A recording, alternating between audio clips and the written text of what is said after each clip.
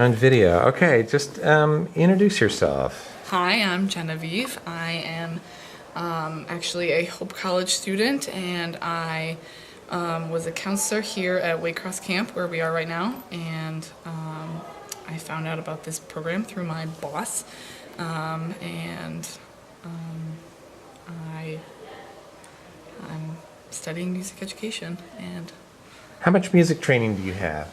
I have played clarinet for 12 or 13 years now, and I have three sisters, and my oldest sister was heavily involved in music for a lot of her life, and she studied music actively and encouraged me to become a part of choirs and bands and stuff. And so I did that, and I was really kind of the only one that stuck with music in my family. I mean, my family is very musical, but I was the one that really wanted to go into it, and I've had a lot of music background and training. Good. And tell us about, we've heard from some people who don't have a whole lot of music training. Mm-hmm. What's it like for someone who has music training at Music That Makes Community? Are you learning things? Absolutely. I think I really am. There's a lot of new things that you can always learn from these things. I mean, I'm learning things religiously as well as musically, and it's really interesting to hear different viewpoints. And even though when they talk about augmented sixths and all these other scary music terms for someone who doesn't know music, it almost enriches the experience even more, because I know exactly what they're doing, and I can almost then figure out the melodies easily and get more out of it than someone maybe who struggles. But I'm not saying that you can't get something out of it if you're not trained at all.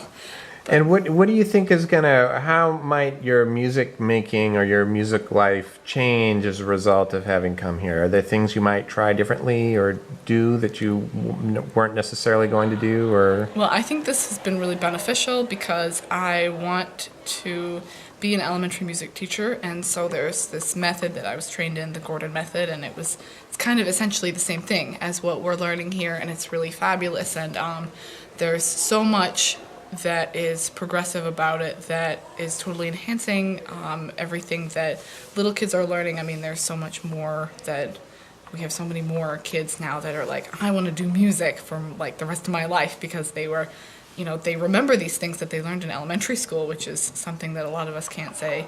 And so there's, I'm sorry, what was the question? well, just how you're going to do things differently once you get out of here. I think that I can take away a lot of this stuff. There's some things that were new that I learned, like the using the hand signals to do it, and I think that actually might help kids as well as adults. And I think that it would be, I mean, there's so much that you can use from everything that I learned here, and there's songs that I can take that I can just even if I'm working in a public school later on, I can just take out the words and sing it ba ba ba ba ba ba ba ba, and then do it that way, and then still teach the same melodies and everything. And so I'm also cultivating increasing my knowledge of songs and backgrounds, which is something my professor would love me to say. But she said, you need to get your own music in your head and own it, and so that like when you are searching in the back of your head for, okay, what do I do next, then it's so easy. You can be like, oh yeah, I remember that one that we sang like on Tuesday last week at the Music Mix Community Conference, and it was so great, and I'll just I can switch it up and change the words here and there, and then boom, here we go. So yeah, I think it's gonna be, I think there's a lot of really cool songs that I learned here, and I'm just thankful that I was able to be a part of it. Awesome. Thank you so much. Yeah, no problem. Bye-bye.